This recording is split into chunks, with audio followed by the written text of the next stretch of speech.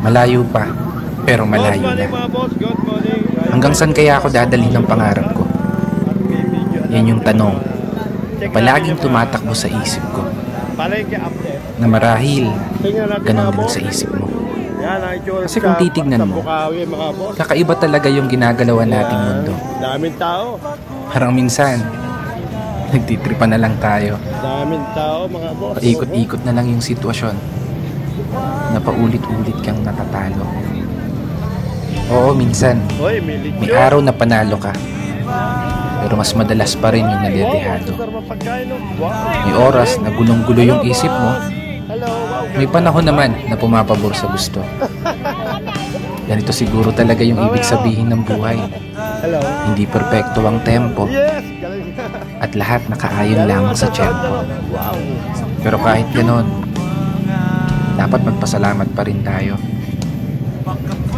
Kasi isipin mo naman, sa likod ng napakaraming beses na pagkatalo mo, heto ka pa rin, nananatiling nakatayo, inusubukang ipanalo.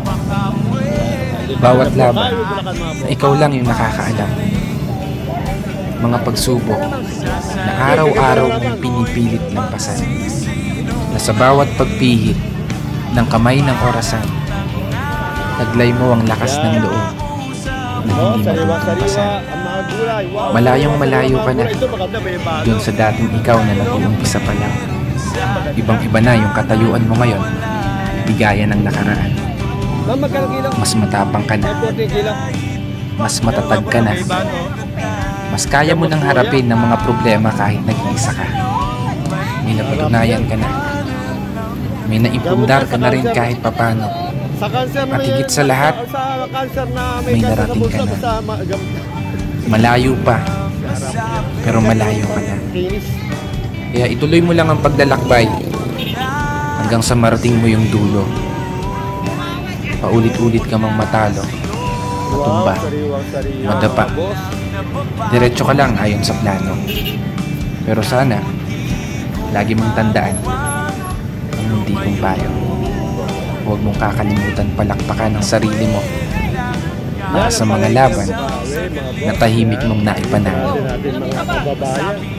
Kaya isang pagpupugay para sa mga taong patuloy sumasabay sa hamon ng buhay. This is your brother Matt for today's video.